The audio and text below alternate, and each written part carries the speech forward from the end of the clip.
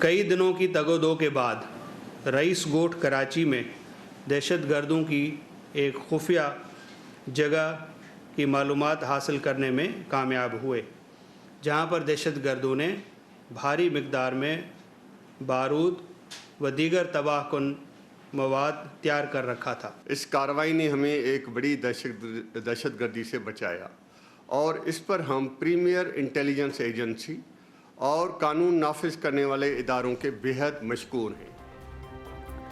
کراچی میں دہشت گردی کا بڑا منصوبہ ناکام، شہر قائد بڑی تباہی سے بچ گیا۔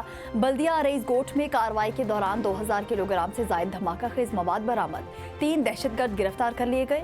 Additional I G CTD Zulfiqar Larak نے DIG کے ہمراہ پریس کانفرنس میں بتایا کہ مصدقہ انٹیلیجنس اطلاعات پر پیشہ ورانہ انداز میں کارروائی کی گئی۔ کئی دن اور راتوں کی محنت کے بعد دہشت گرد نیٹ ورک کو بے نقاب کیا۔ شہر سے 35 سے 40 کلومیٹر دور کرائے کے مکان میں بارودی مواد ذخیرہ تھا۔ دھماکہ خیز مواد کو محفوظ طریقے سے ناکارہ بنا دیا گیا۔ CTD حکام کے مطابق دہشت گرد کراچی میں سویلین اہداف کو نشانہ بنانے کی منصوبہ بندی کر رہے تھے۔ دہشت گرد نیٹ ورک کو ہمسایہ ممالک سے آپریٹ کیا جا رہا تھا۔ ایڈیشنل آئی جی CTD نے انکشاف کیا کہ دھماکہ خیز مواد افغانستان کے راستے کراچی پہنچایا گیا۔ بھارتی پروکسیز BLA اور BLF اس منصوبے کے پیچھے تھیں۔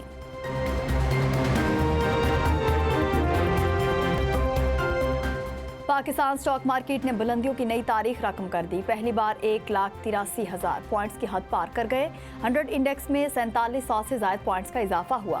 سرمایہ کاروں کی جانب سے بڑے پیمانے پر شیئرز کی خرید و فروخت جاری۔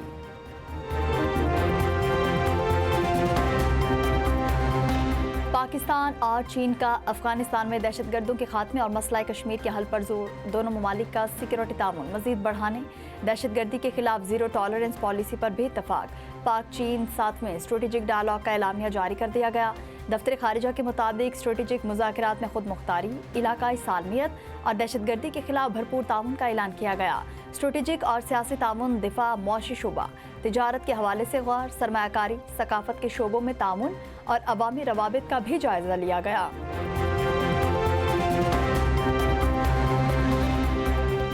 وزیراعظم شہباز شریف سے اسپیکر قومی اسمبلی سردار ایاز صادق کی ملاقات، پارلیمانی امور، اسپیکر کے حالیہ دورہ بنگلہ دیش پر تبادلہ خیال، تحریک انصاف سے مذاکرات اور اپوزیشن لیڈر کی تقرری سے متعلق امور پر بھی گفتگو۔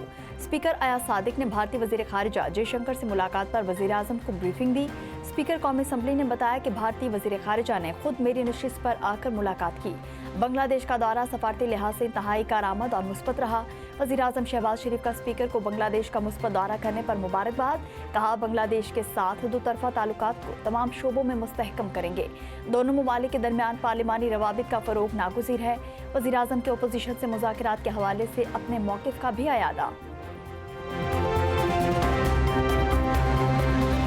IMF کی جانب سے گورننس میں خامیوں کی نشاندہی، وزیراعظم نے وزیر خزانہ کی سربراہی میں کمیٹی تشکیل دے دی۔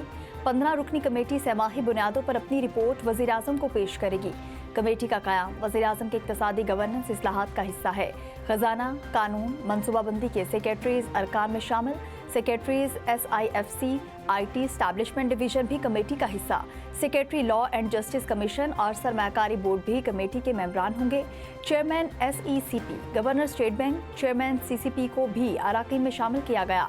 وفاقی وزارت خزانہ کمیٹی کے لیے سیکریٹریل سپورٹ فراہم کرے گی۔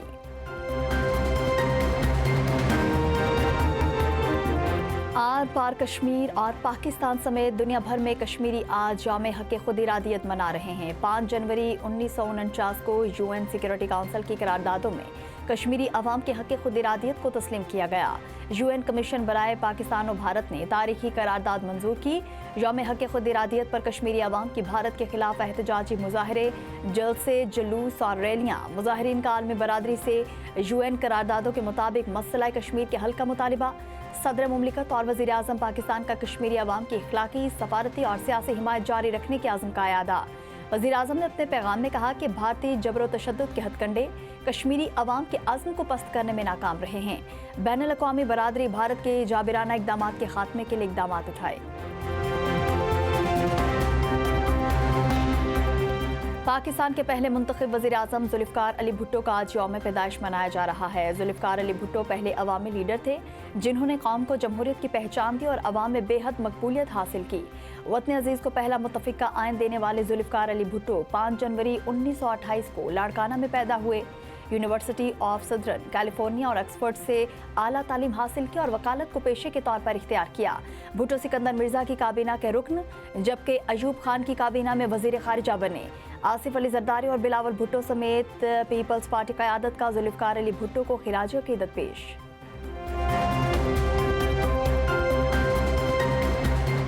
जामिया अशरफिया के मुअत्तहिम मौलाना फजलुर रहीम अशरफी इंतकाल कर गए। नमाज जनाजा जामिया अशरफिया में अदा। वज़ीर आज़म शहबाज शरीफ, वज़ीर आला पंजाब का मौलाना फजलुर रहमान के इंतकाल पर इज़हार अफसोस।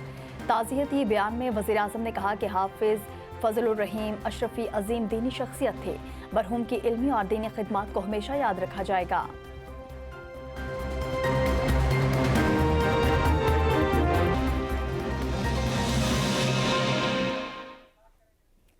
अस्सलामुअलैकुम। एम न्यूज़ स्टूडियोज में खुशामदीद। मैं हूं आकाशा यासीन। हेडलाइंस आप जान चुके। बुलेटिन का आगाज इस ब्रेक के बाद, हमारे साथ रहिएगा।